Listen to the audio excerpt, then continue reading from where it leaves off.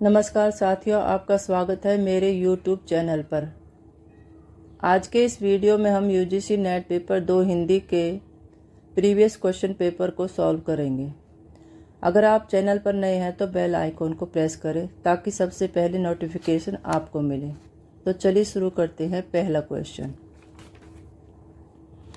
Question है इसमें, इनमें से कौन सा युग्म अघोष ध्वनि है? आंसर है पे और फे। अगले प्रश्न पर बढ़ते हैं। निम्नलिखित में से राम दहीन मिश्र की कृति कौन सी है? विभक्ति विचार, भाषा तत्प्रकाश, प्रवेशिका हिंदी व्याकरण, हिंदी व्याकरण। आंसर है प्रवेशिका हिंदी व्याकरण। अगले प्रश्न पर बढ़ते हैं। हिंदी ग्रंथों की परंपरा चिंतामणि त्रिपाठी से चली, अतः रीतिकाल का आरंभ उन्हीं से मानना चाहिए। यह किस इतिहासकार का कथन है? रामचंद्र शुक्ल का। रामचंद्र शुक्ल हिंदी साहित्य के प्रमुख आलोचक, निबंधकार और साहित्य इतिहासकार थे। जन्म इनका 4 अक्टूबर 1884 को हुआ। इनकी मुख्य पुस्तकें थी हिंदी साहित्य का इतिहास, 1928-29 में प्रकाशन हुआ था, जिसका बहुत इम्पोर्टेंट बुक है। इसमें से एग्जाम में बहुत क्वेश्चन आते हैं। आगे बढ़ते हैं। हिंदी साहित्य के रीतिकाल को श्रृंगार काल नाम निम्नलिखित में से किस इतिहासकार ने रखा? आंसर है विश्वनाथ प्रसाद मिश्र ने। अगले प्रश्न पर बढ़ते हैं।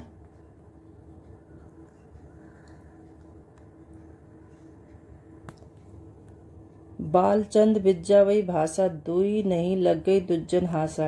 ये काव्य पंक्तियाँ किसकी हैं?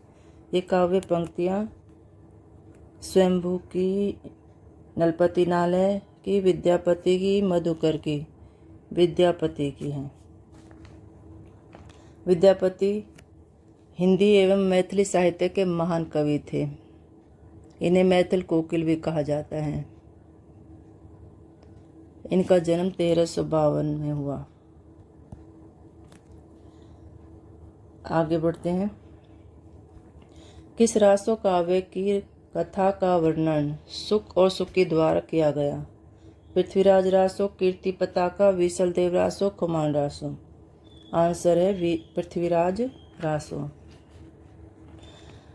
पृथ्वीराज रासो हिंदी साहित्य का प्रसिद्ध वीर गाथा काव्य है। यह चंद्रवरदाई ने लिखा। इसकी रचना 12वीं शताब्दी में हुई थी। इसकी भाषा डिंगल है। आगे बढ़ते हैं अगले प्रश्न पर। हजारी प्रसाद द्विवेदी के अनुसार दत्ता शब्द का व्यवहार मूलतः किस अर्थ में होता रहा? छंद के रूप में, कथा के एक अंश के रूप में, छेदन के अर्थ में, एक कड़वक के अर्थ में। आंसर छेदन के अर्थ में। छेदन का अर्थ है काटना, भेदन, अलग करना।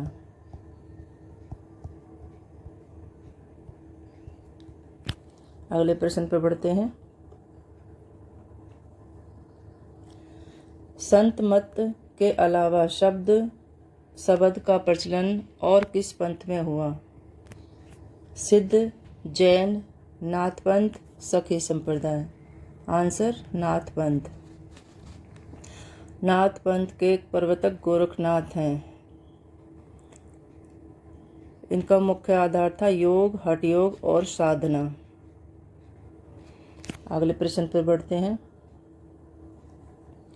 कुछ नाही का नाव धरी भरमा सब संसार, साच झूठ समझे नहीं ना कुछ किया विचार। उपयुक्त दोहा किस कवि का है? कबीरदास का, रहीम का, जायसी का, दादू दयाल का। आंसर दादू दयाल। दादू दयाल निर्गुण भक्ति धारा के प्रमुख संत कवि थे। इनकी रचना मुख्य दादू वाणी है। दादू वाणी।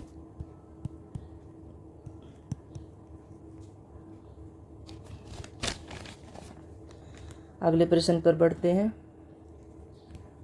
निम्नलिखित में से कौन सा ब्रह्म संप्रदाय के प्रवर्तक है? विष्णु स्वामी, निबकाचार्य, हित हरिवंश, मध्वाचार्य। आंसर है मध्वाचार्य। मध्वाचार्य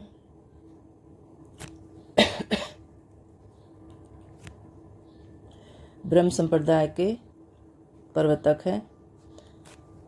अगले प्रश्न पर बढ़ते हैं। कहा करो बैकुंठई जाय, जह नहीं नंद जहाँ न जसोदा, नहीं जह गोपी ग्वाल ने गाय। उपयुक्त काव्य पंक्तियाँ किसकी हैं? सूरदास, परमानंदास, नंददास, रसखान। आंसर है परमानंद दास। परमानंद दास अष्टछाप के 8 कवियों में से प्रमुख थे। अष्टछाप के कवि हैं यहाँ परमानंद दास। आगे बढ़ते हैं। निम्नलिखित में से ज्ञानदीप का रचनाकार कौन है? उस्मान, कासिम शाह, नूर मोहम्मद, शेख नबी। आंसर शेख नबी। शेख नबी हिंदी के सूफी कवि थे और ज्ञानदीप की रचना लगभग 1616 ईस्वी में हुई। अगले प्रश्न पर बढ़ते हैं। गगन होता नहीं, मही होती होते चंद नहीं सूर, ऐसे अंधकार में है रचा मोहम्मद नूर। यह दोहा जायसी की किस काव्य कृति का है? पद्मावत का, अखरावट का, आखिरी कलाम, कहनावत। आंसर आखिरी कलाम। आखिरी कलाम मोहम्मद जायसी की प्रसिद्ध रचना है। इसकी भाषा अवधी में रची हुई है। लगभग 1529 से 30 के आसपास इसकी रचना हुई। आगे बढ़ते अगले प्रश्न पर।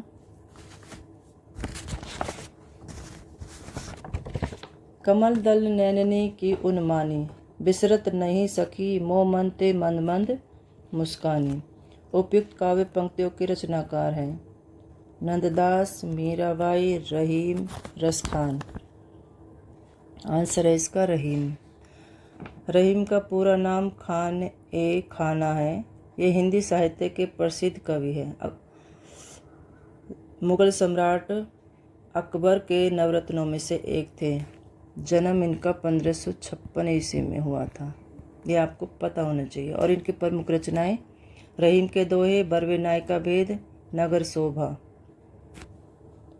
अगले प्रश्न पर बढ़ते हैं।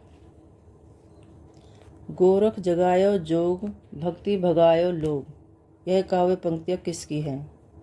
गोरखनाथ की, कबीरदास की, तुलसीदास की, जायसी की। आंसर इसका तुलसीदास जी है। गोस्वामी तुलसीदास हिंदी साहित्य के महान भक्त कवि और भगवान राम के अनन्य भक्त थे। इनका जन्म 1532 ईस्वी में हुआ था।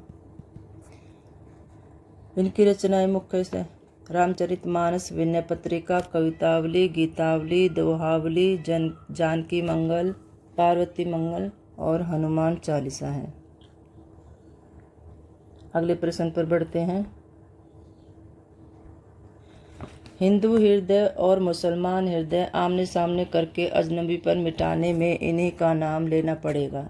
रामचंद्र शुक्ल का उक्त कथन किस कवि के संबंध में है? कबीरदास, जायसी, रहीम, रसखान। आंसर जायसी। मलिक मोहम्मद जायसी इनका पूरा नाम है। यह भी हिंदी साहित्य के भक्ति काल के प्रेम मार्गी सूफी कवि थे। जन्म इनका 1492 ईस्वी में हुआ और रचनाएं इनकी पद्मावत,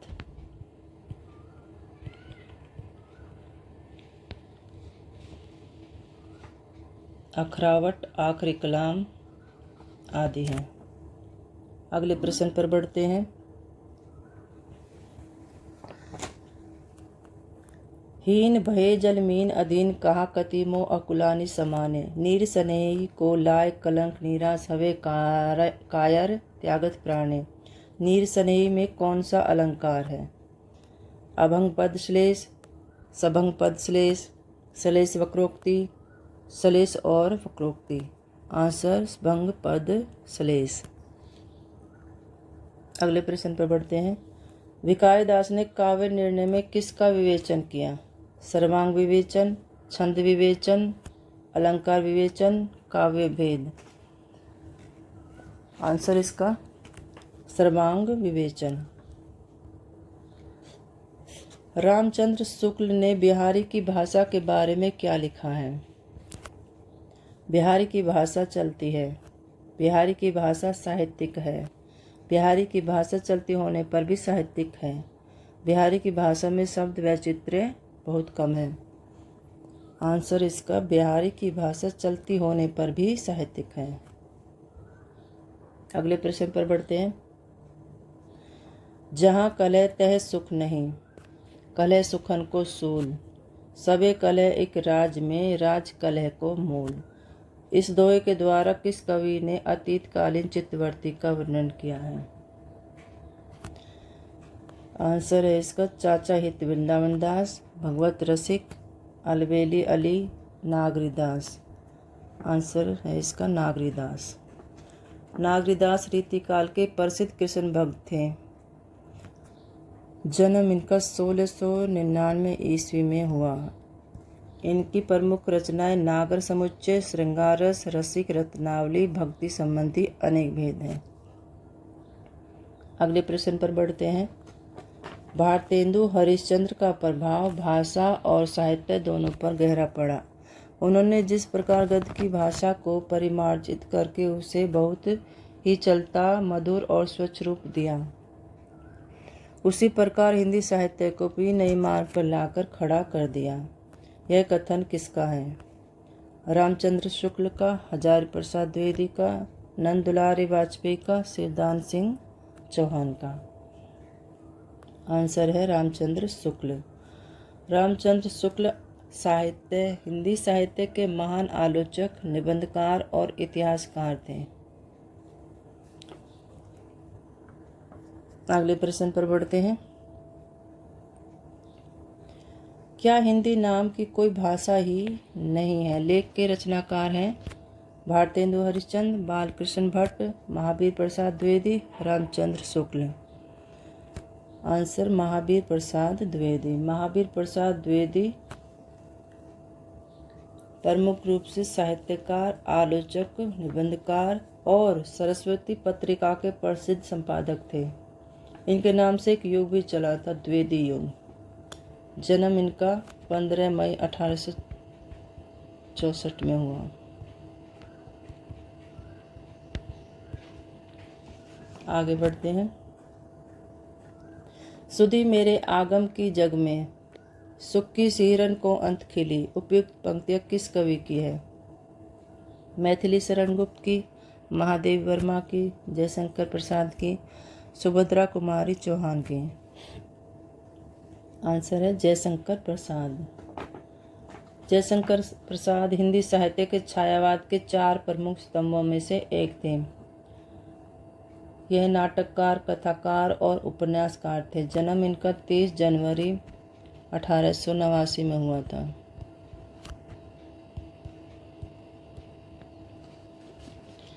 प्रमुख रचनाएं इनकी कामायनी, आंसू,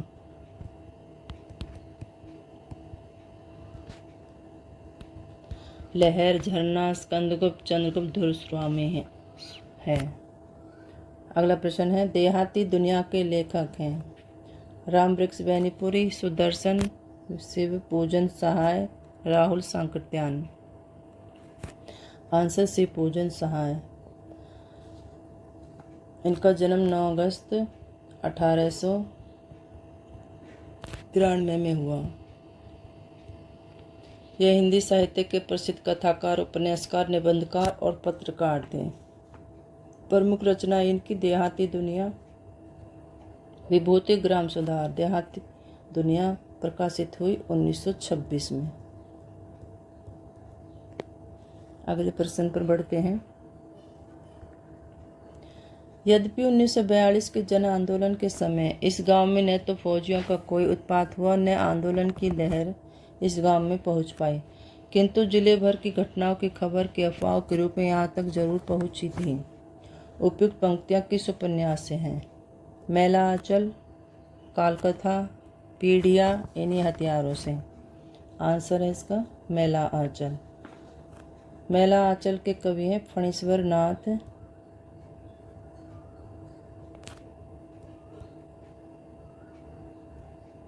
रेणु। मैला आंचल का प्रकाशन हुआ 1954 में। अगले प्रश्न पर बढ़ते हैं। इनमें से कौन सा विचारक मार्क्सवादी है? लियो लोवेंथन, जॉर्ज लूकास, जॉक देरिदा, इम्पोलित तेन। आंसर इसका जॉर्ज लूकास। जॉर्ज लूकास एक प्रसिद्ध मार्क्सवादी विचारक, दार्शनिक और साहित्य आलोचक थे। जन्म 1885 में हुआ।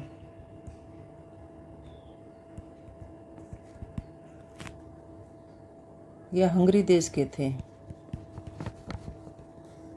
प्रमुख कृतियाँ इनकी स्टोरी एंड क्लास कॉन्शियसनेस 1929 में प्रकाशित हुई।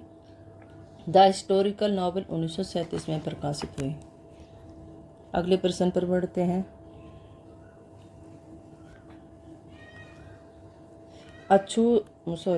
निर्मल वर्मा का यात्रा संस्मरण चीड़ों पर चांदनी आधारित है। शिमला प्रवास, मेघालय प्रवास, यूरोप प्रवास, एशिया प्रवास। आंसर है इसका यूरोप प्रवास। अछूत की शिकायत कविता का प्रकाशन वर्ष क्या है? 1907, 1912, 1914, 1920। अछूत की शिकायत कविता का प्रकाशन हुआ था 1914 में और इसके रचयिता हीरा डॉम है। ये इसके लेखक हैं। अगले प्रश्न पर बढ़ते हैं। निम्न में से किस उपन्यास का संबंध अप्रवासी जीवन से है? बेदिन, लाल पसीना, लेकिन दरवाजा, निर्वासन। आंसर लाल पसीना। लाल पसीना का प्रकाशन 1977 ईस्वी में हुआ और इसके लेखक हैं अभिमन्यु अनंत। ये इसके लेखक हैं। अगले प्रश्न पर बढ़ते हैं।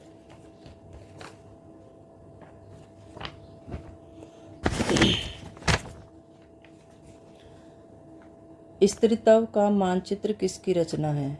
सुशीला टाकभोरे, सविता सिंह, अनामिका, प्रभा खेतान। आंसर अनामिका।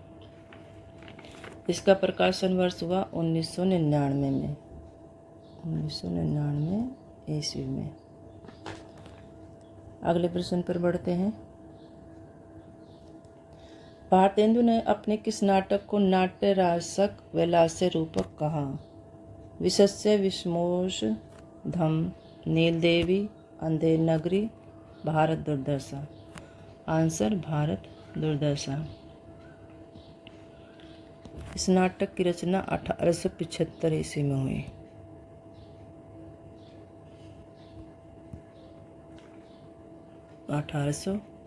ईस्वी में हुई। अगले प्रश्न पर बढ़ते हैं। किस नाटक में जातिवाद की समस्या को उठाया गया है? नाटक बाल भगवान, जलता हुआ रथ, कोर्ट मार्शल, सबसे उदास कविता। आंसर है कोर्ट मार्शल। इसकी रचना 1991 में हुई और इसके लेखक हैं स्वदेश दीपक। यह आपको याद होना चाहिए। कोर्ट मार्शल के लेखक स्वदेश दीपक हैं और इसकी रचना 1991 ईस्वी में हुई। अगले प्रश्न पर बढ़ते हैं। निम्नलिखित में से रामेश्वर प्रेम का कौन सा नाटक बेन जॉनसन के नाटक बालपौनी या दी फॉक्स का हिंदी रूपांतर है? राज नंगा है, लौमड़ वेश, शस्त्र संतान, कैम्प। आंसर है इसका लौमड़ वेश। लौमड़ वेश की रचना हुई 1980 में और इसके रचयिता हैं रामेश्वर प्रेम। वॉलपोन लेखक बेन जॉनसन का हिंदी रूपांतरण रामेश्वर प्रेम ने किया। वॉलपोन का लेखक अंग्रेजी नाटक में बेन जॉनसन का है। यह एक हास्य व्यंग्य नाटक है और इसकी रचना 1605-1606 में हुई। आगे बढ़ते हैं। निम्नलिखित में से किस एकाकी में संयुक्त परिवार की समस्या को उठाया गया है? अधिकार का रक्षक, बहनें, सूखी डाली, तौलिए। आंसर है सूखी डाली।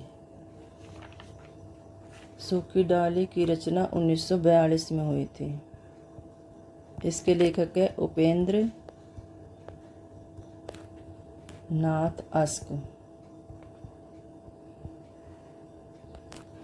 अगले प्रश्न पर बढ़ते हैं। बायोग्राफिया लिटरेरिया का प्रकाशन वर्ष है 1795 ईस्वी, 1772 ईस्वी, 1817 ईस्वी, 1840 ईस्वी। आंसर है इसका 1817 ईस्वी।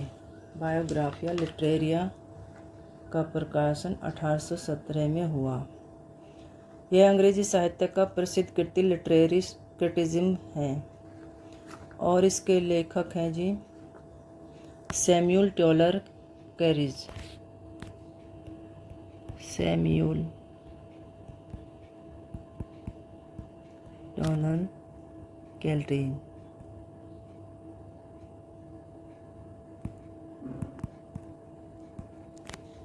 अगले प्रश्न पर बढ़ते हैं। निम्नलिखित में से डॉक्टर जॉनसन की कृति कौन सी है? Rambler, science and poetry, illusion and reality, aesthetic. Answer है रैम्बलर। रैम्बलर है जी इसका आंसर और इसकी रचना हुई 1750 से 1752 तक।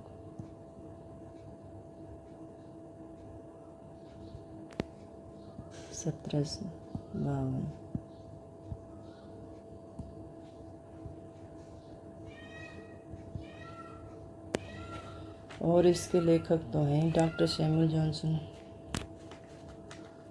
इसके लेखक हैं। इसमें कुल 208 निबंध प्रकाशित हुए थे और ये भी इम्पोर्टेंट बुक है। इल्यूजन एंड रियलिटी ये 1937 में लिखी गई। इसके लेखक है क्रिस्टोफर क्यूडेवेल और साइंस एंड पोइट्री 1926 में प्रकाशित हुई। इसके लेखक ए रिचर्ड्स हैं।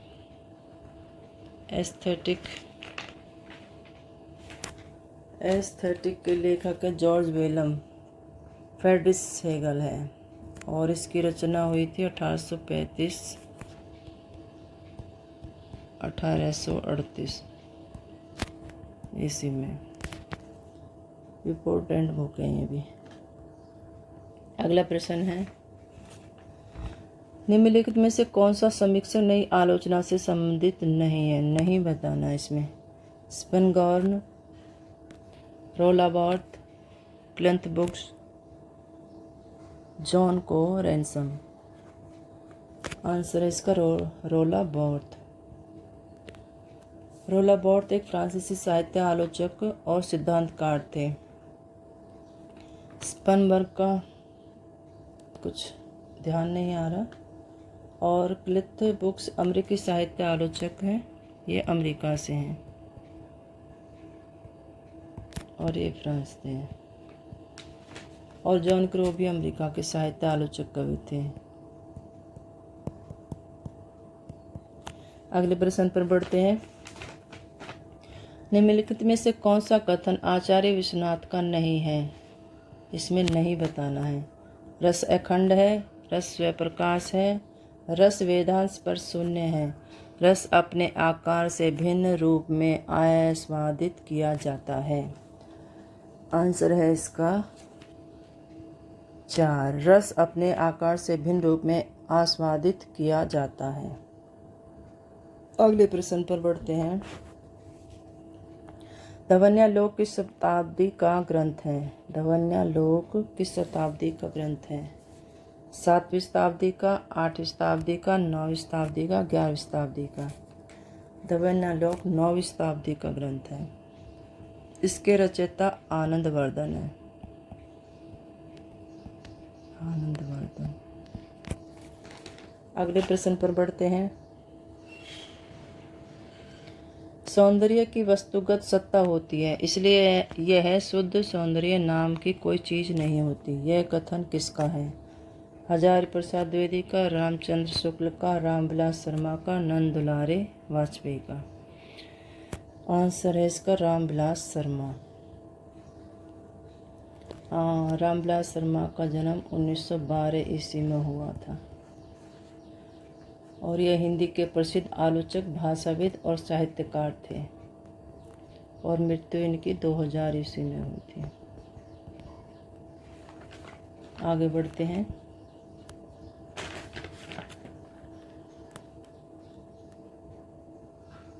रचना काल की दृष्टि से निम्नलिखित रचनाओं का सही क्रम है। जयचंद प्रकाश, मृगावती, मधुमालती, हंस जवाहिर। जयचंद प्रकाश के रचयिता भटकेदार है।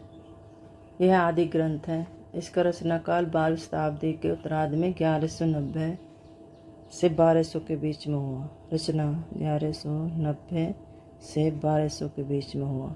हमें रचना काल की दृष्टि से निम्नलिखित रचनाओं का सही क्रम बताना है। और मृगावती के लेखक कुतुबन हैं और इनकी रचना, मृगावती की रचना 1503 ईस्वी में हुई। मधुमालती के लेखक मंजन हैं और इसकी रचना 1545 ईस्वी में हुई। हंस जवाहिर की रचना कासिम शाह ने की और इसका प्रकाशन वर्ष 1736 ईस्वी है। यह हमें क्रम से लगाना है। पहले 1100 से है, फिर 1500 पे, फिर 1700। अगले प्रश्न पर बढ़ते हैं। जन्म काल की दृष्टि से, अब जन्म काल की दृष्टि से लगाना, कवियों का सही क्रम लगाना है। आंसर है 3। चंद बरदाई, जागनिक, खुसरो, श्रीधर। चंद बरदाई के जन्म के बारे में मतभेद है, किंतु स्रोतों के अनुसार लगभग 1149 ईस्वी के आसपास इनका जन्म बताया जाता है। इनकी प्रमुख कृति है पृथ्वीराज रासो। पृथ्वीराज रासो।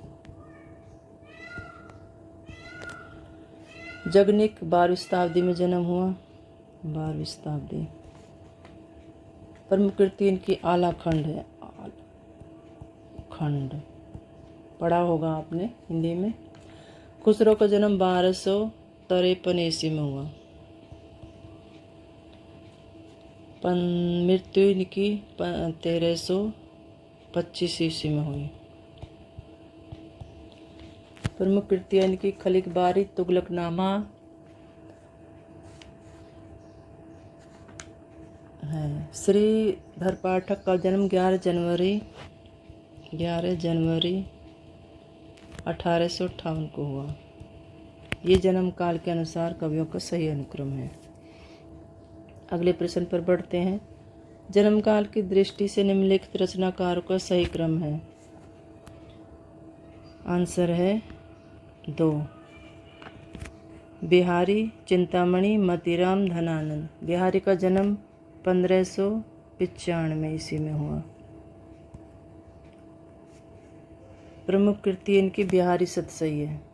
बिहारी सतसई।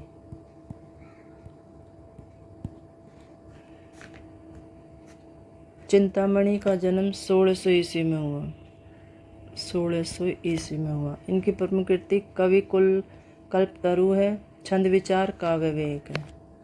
मतीराम का जन्म 1603 ईस्वी में हुआ। इनकी प्रमुख कृतियाँ रसराज, ललित, ललाम, छंदसार। धनानंद का जन्म 1689 ईस्वी में हुआ। प्रमुख कृतियाँ रसराज, ललित ललाम, तो ये तो है मतीराम की, और इनकी प्रमुख कृतियाँ धनानंद की सुमान सागर, धनानंद कवित्त इत्यादि हैं। अगले प्रश्न पर बढ़ते हैं। रचना की दृष्टि से निम्नलिखित रचनाकारों का सही क्रम बताओ।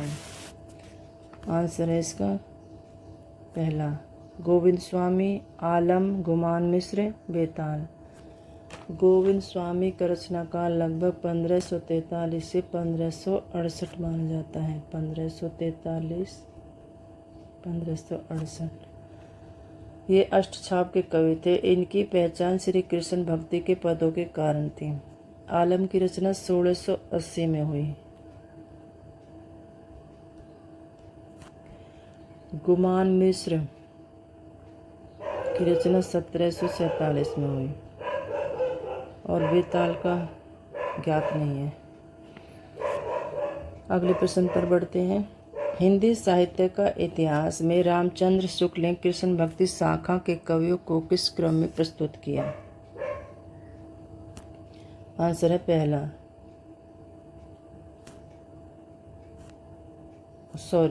आंसर इसका 4 है। परमानंद दास, चतुर्भुज दास, चीत स्वामी, गोविंद स्वामी।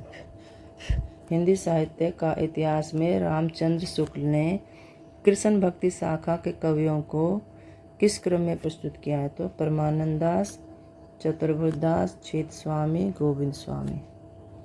अगले प्रश्न पर बढ़ते हैं।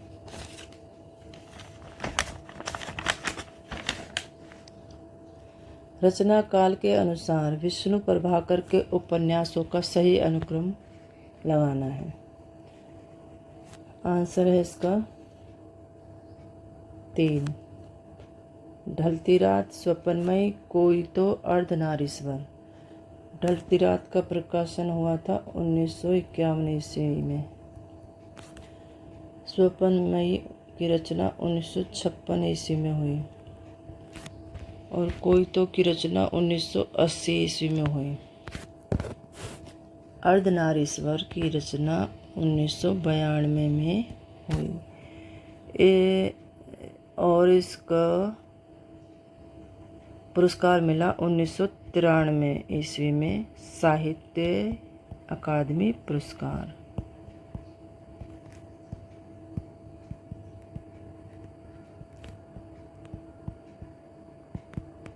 ये मिला अर्धनारीश्वर पे। विष्णु प्रभाकर की कृति है। अगले प्रश्न पर बढ़ते हैं। कथाकारों का जन्म काल के आधार पर सही अनुक्रम लगाना है। इसका आंसर है 1 विष्णु प्रभाकर, धर्मवीर भारती, मनु भंडारी, नरेंद्र कोहली। विष्णु प्रभाकर का जन्म 1992 में हुआ। धर्मवीर भारती का जन्म 1926 ईस्वी में हुआ। मनु भंडारी का जन्म 1931 ईस्वी में हुआ, और नरेंद्र कोहली का जन्म 1940 में हुआ। आगे बढ़ते हैं। रचना काल के अनुसार उपन्यासों का सही अनुक्रम है। आंसर है 2।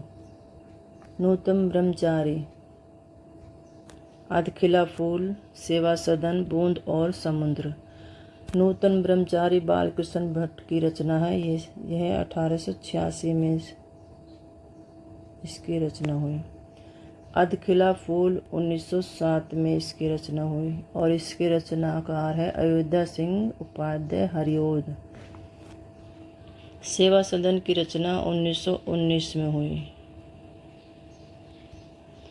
और इसके लेखक है प्रेमचंद्र। बूंद और समुद्र की रचना हुई 1956 ईस्वी में, और इसके लेखक है अमृतलाल नागर। अगला प्रश्न है। रचना काल के अनुसार कहानी संग्रह का सही अनुक्रम बताओ। आंसर है इसका 4। ये तेरे प्रतिरूप, भूख के 3 दिन, सतह से उठता आदमी, एक धनी व्यक्ति का बयान। अगले प्रश्न पर बढ़ते हैं। जयशंकर प्रसाद के काव्य ग्रंथों का प्रकाशन वर्ष के अनुसार सही क्रम लगाना है। आंसर है इसका 2। प्रेम पथिक, झरना, आंसू, लहर। प्रेम पथिक 1909 में इसकी रचना हुई। झरना 1918 में इसकी रचना हुई। आंसू 1925 ईस्वी में रची गई और लहर 1935 में। ये इनका सही क्रम है। जयशंकर प्रसाद की काव्य ग्रंथों का अनुक्रम इस प्रकार है। आगे बढ़ते हैं। निम्नलिखित काव्य ग्रंथों का प्रकाशन वर्ष के अनुसार सही क्रम लगाना है। अब कब कब किसका प्रकाशन वर्ष हुआ यानी कि लिखी गई। इसका है जी 4। युगांत, स्वर्णधूलि, लोकायतन, सत्यकाम। युगांत का प्रकाशन हुआ 1936 ईस्वी में। स्वर्णधूलि का प्रकाशन हुआ 1947 ईस्वी में। लोकायतन का प्रकाशन हुआ 1964 ईस्वी में और सत्यकाम का प्रकाशन हुआ 1975 ईस्वी में। यह इनका सही अनुक्रम है। आगे बढ़ते हैं। प्रकाशन वर्ष के अनुसार निम्नलिखित पुस्तकों का सही अनुक्रम बताना है। आंसर है इसका 2। मध्यकालीन बोध का स्वरूप, हिंदी साहित्य और संवेदना का विकास, हिंदी साहित्य का दूसरा इतिहास, हिंदी साहित्य का आधा इतिहास। मध्यकालीन बोध का स्वरूप नामवर जी ने लिखा 1977 में। इसके लेखक है नामवर जी और ये लिखा गया 1977 में। हिंदी साहित्य और संवेदना का विकास 1986 में हुआ।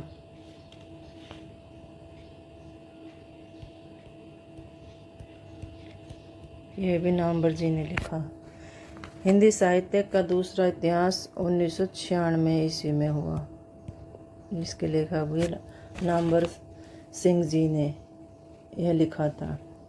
हिंदी साहित्य का आधा इतिहास यह 2003 में लिखा गया। इसके लेखक नामवर सिंह हैं। आगे बढ़ते हैं। कालक्रम की दृष्टि से निम्नलिखित नाटकों का सही अनुक्रम बताओ। आंसर है पहला त्रिशंकु, आलापसर, भूख, आग है, विश्ववंश। त्रिशंकु मनु भंडारी की रचना है। यह लिखी गई 1978 में। आला अफसर मुद्रा राक्षस की रचना है। यह लिखी गई 1968 में। भूख आग है कृष्ण बलदेव वेद की रचना है। 2014 में लिखी गई।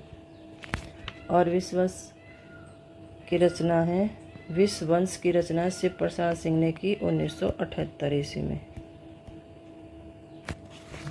आगे बढ़ते हैं। प्रकाशन वर्ष की दृष्टि से निम्नलिखित ग्रंथों का सही अनुक्रम है। आंसर है पहला एस्थेटिक,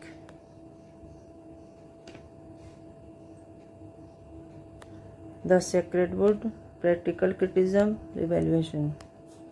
एस्थेटिक 1902 में लिखी गई।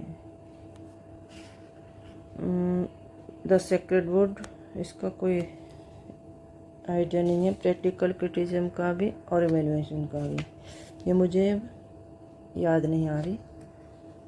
आगे बढ़ते हैं।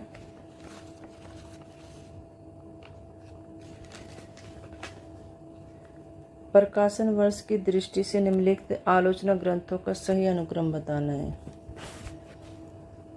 इसका आंसर है 3। कालिदास की निरंकुशता, रसमीमांसा, शुद्ध कविता की खोज, महावीर प्रसाद द्विवेदी और हिंदी नवजागरण। अगले प्रश्न पर बढ़ते हैं। अगले प्रश्न आ गए तर्क वाले। यह 56 से 65 तक प्रश्नों को 2 कथन दिए हुए हैं, एक स्थापना है, दूसरा तर्क है। इनके विकल्पों को सही विकल्प चुनना है इनमें। तो पहला है काव्येषु नाटकम रम्यम।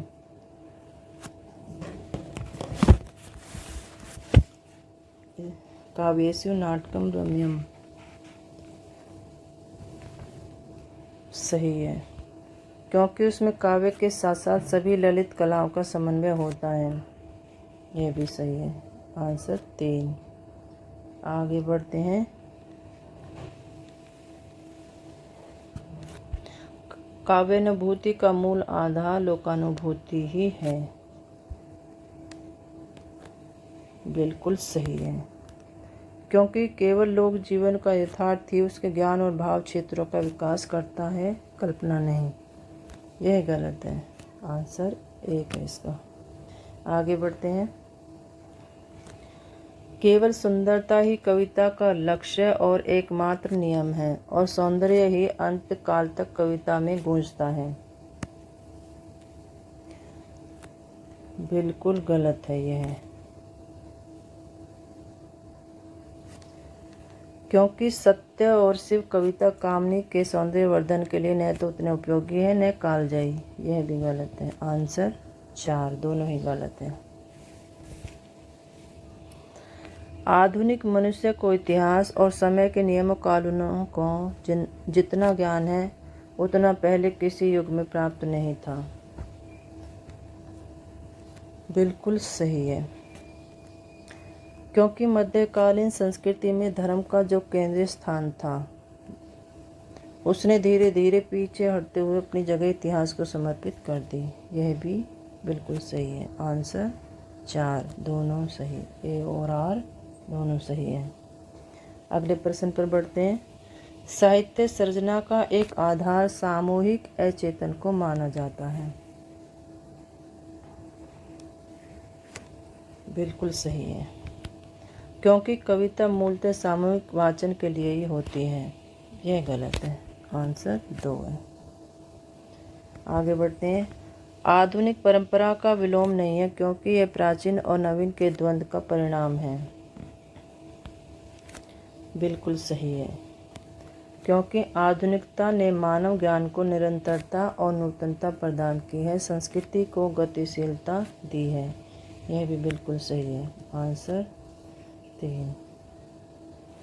आगे बढ़ते हैं। भारतेंदु योगीन गद्य की भाषा तो खड़ी बोली हो गई पर कविता की भाषा ब्रज भाषा ही रही। बिल्कुल सही, क्योंकि भारतेंदु योगीन अधिकांश कवि ब्रज क्षेत्र के थे। यह गलत है। आंसर 1, ए सही, आर गलत। आगे बढ़ते हैं। शब्द को सुनते ही संकेत के बल पर जो अर्थ साक्षात समझ में आता है उसे वाच्यार्थ कहते हैं। इस अर्थ को सूचित करने वाली शब्दवृत्ति अभिधावृत्ति कहलाती है।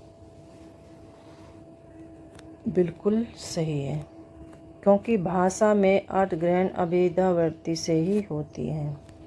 यह गलत है। आंसर 3, ए सही, आर गलत। आगे बढ़ते हैं। जिस जाति का सामाजिक अवस्था जैसी होती है उसका साहित्य भी वैसा ही होता है। बिल्कुल सही है, क्योंकि जाति साहित्य का निर्णायक तत्व है। यह गलत है। आंसर 1। आगे बढ़ते हैं। उत्तर आधुनिकता पूंजीवाद विकास की नई स्थिति और विश्व की नई अर्थव्यवस्था का परिणाम है। बिल्कुल सही है, क्योंकि नव पूंजीवाद की नाना विकृति और नाना रूपों से सामाजिक साक्षात्कार ही उत्तर आधुनिकता है। यह भी सही है। ए और आर दोनों सही है। अब सम्मिलित करने हैं। सूची 1 को सूची 2 में मिलाना है। किस किसको मिलाना है? सिद्धांतों को और उनके सिद्धांतकारों को। द्वैत, द्वैताद्वैत, शुद्धाद्वैत, विशिष्टाद्वैत। अब ये इनके सिद्धांतकारों से मिलाने हैं। द्वैत मध्वाचार्य, द्वैताद्वैत निम्बकाचार्य, शुद्धाद्वैत बल्लभाचार्य, विशिष्टाद्वैत रामानुजाचार्य। आंसर 2। आगे बढ़ते हैं। निम्नलिखित रचनाकारों को उनकी रचनाओं के साथ मिलाना है। चतुर्भुज दास, मीराबाई, श्री भट्ट, नंददास, ये रचनाकार हैं और ये इनकी रचना। युगलशतक, अनेकार्थमंजरी, राग गोविंद, द्वादश कृष्ण गीतावली। इसका आंसर है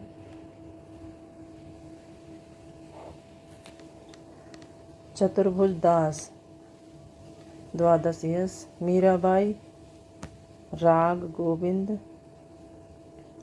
श्री भट्ट, युगलशतक, नंददास, अनेकार्थ मंजरी। आंसर इसका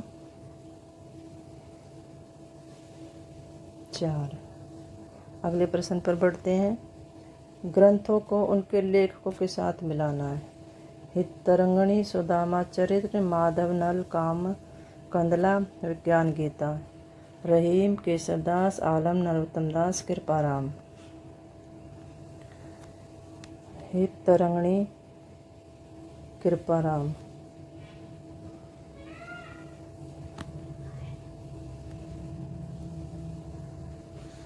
सुदामा चरित्र, नरोत्तम दास, माधव नल, काम कंदला, आलम, विज्ञान गीता, केशवदास। आंसर 3। आगे बढ़ते हैं। रचनाओं को उनके रचनाकारों के साथ मिलाओ। अर्धकथानक, काव्यकल्पद्रुम, अल्पशतक, बारहमासा, ये रचनाकार है। धनानंद, बनारसीदास, सेनापति, मुबारक, सुंदर। अगर आपको इनकी रचनाएं पता कवियों की तो आप आसानी से इन्हें मिलान कर सकते हैं। अर्धकथानक बनारसीदास, काव्यकल्पद्रुम सेनापति, अल्पशतक मुबारक, बारहमासा सुंदर। आंसर 2। अगले प्रश्न पर बढ़ते हैं। निम्नलिखित रचनाओं को उनके रचनाकारों के साथ मिलाना है। राठौड़ारी ख्यात, विराट पुराण, पुष्पदंत, जिनदत्त, सूर्य, इनके लेखक हैं सारंगधर पद्धति। ये उपदेश रास, उत्तर प्राण, गोरखनाथ दयाल। राठौड़ री ख्यात, उपदेश, रसायन रास, विराट पुराण सारंगधर, पुष्पदंत दयालदास, जिनदत्त सूरी गोरखनाथ। आंसर 3। आगे बढ़ते हैं।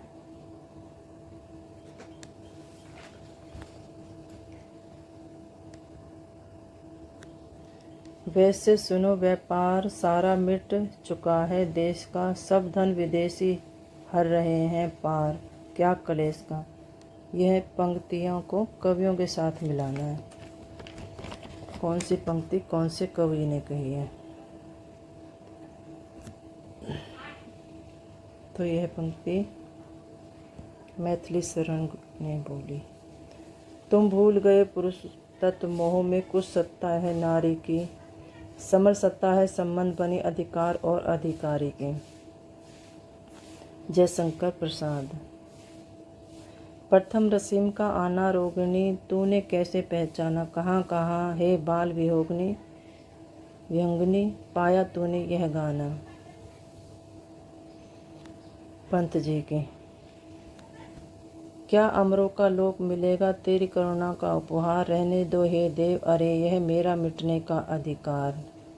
महादेवी वर्मा। आंसर इसका 4 है। आगे बढ़ते हैं। निम्नलिखित ग्रंथों को उनके रचनाकारों के साथ सम्मिलित कीजिए। साहित्य का समाजशास्त्र, प्रगतिशील साहित्य की समस्या, आधुनिक हिंदी कविता में बिंब प्रदान, अघतन, इंद्रनाथ मदान, केदारनाथ सिंह आगे, नगेंद्र रामविलास शर्मा। साहित्य का समाजशास्त्र इंद्रनाथ मदान। प्रगतिशील साहित्यिक समस्या केदारनाथ सिंह समस्या।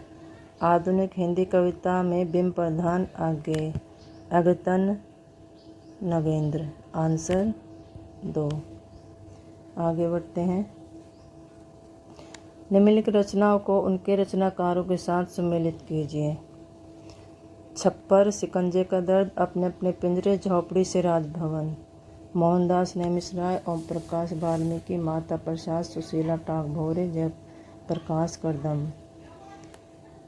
आंसर इसका छप्पर का हो जाएगा माता प्रसाद।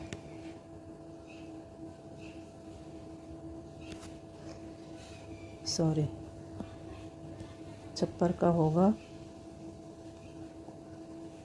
जयशंकर प्रसाद। शिकंजे का दर्द सुशीला टागभोरे। अपने अपने पिंजरे मोहनदास नेमिशराय। झोपड़ी से राजभवन माता प्रसाद। आंसर 3। आगे बढ़ते हैं। निम्नलिखित कहानियों को उनके रचनाकारों के साथ सम्मिलित कीजिए। यारों के यार, मछली मरी हुई, सपाट चेहरे वाला आदमी, कोसी का घटवार, दूधनाथ सिंह, शेखर जोशी, कृष्णा सोबती, भीष्म साहनी, राजकमल चौधरी। यारों के यार कृष्णा सोबती। मछली मरी हुई राजकमल चौधरी। सपाट चेहरे वाला आदमी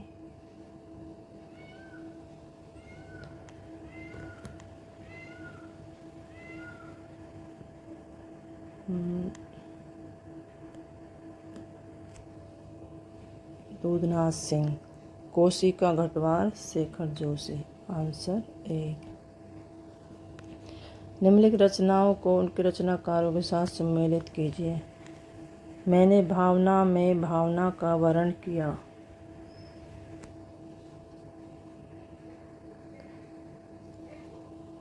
आषाढ़ का एक दिन, ये पहले का है। अधिकार सुख कितना मादक और सहारीन है।